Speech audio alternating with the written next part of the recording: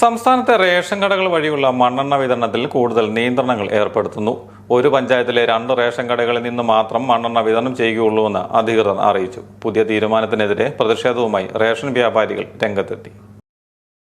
സംസ്ഥാനത്തെ റേഷൻ കടകൾ വഴിയുള്ള മണ്ണെണ്ണ വിതരണത്തിൽ നിയന്ത്രണം ഏർപ്പെടുത്തുന്നതാണ് പ്രതിഷേധത്തിന് ഇടയാക്കുന്നത്. ഒരു പഞ്ചായത്തിലെ 2 റേഷൻ കടകളിൽ നിന്ന് മാത്രമേ മണ്ണെണ്ണ വിതരണം ചെയ്യുകയുള്ളൂ എന്ന് പൊതുവിതരണ ഉപഭോക്തൃ കമ്മീഷണർ ഉത്തരവ് പുറത്തിറക്കി. മണ്ണെണ്ണ വിതരണത്തിലെ പ്രതിസന്ധി ഒഴിവാക്കുന്നതിന് വേണ്ടിയാണ് സർക്കാരിൻ്റെ നീക്കം. അതേസമയം ഈ തീരുമാനം റേഷൻ കടകളെ നശിപ്പിക്കുമെന്ന് all Kerala ration retail dealers association രക്ഷാധികാരി അഡ്വക്കേറ്റ് സന്തോഷ് മണർകാട് പറയുന്നു. കഴിഞ്ഞ ജനുവരി മാസത്തിന് ശേഷം ഈ റേഷൻ കടകൾ വഴി മണ്ണെണ്ണ ലഭിക്കുന്നില്ല. BPL കാർഡുകാർക്ക് 1/2 ലിറ്റർ ആയിരുന്നു ലഭിച്ചിരുന്ന മണ്ണെണ്ണ. പക്ഷേ നിർഭാഗ്യമായിട്ട് കഴിഞ്ഞ ജനുവരി മാസം മുതൽ ആ പരിപാടി ഇല്ല.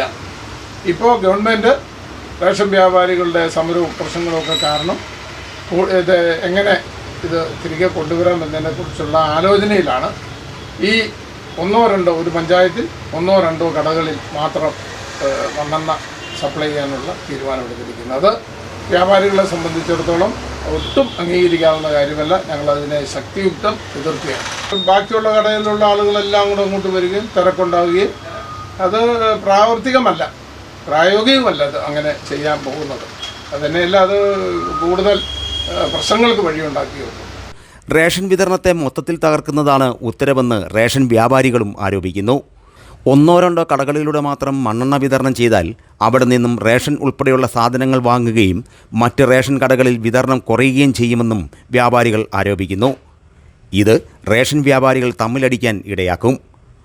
റേഷൻ വ്യാപാരികളുമായി കൂടിയാലോചിച്ച് ബദൽ മാർഗങ്ങൾ കണ്ടെത്തണമെന്നാണ് റേഷൻ വ്യാപാരികളുടെ ആവശ്യം. Star vision news, Pala.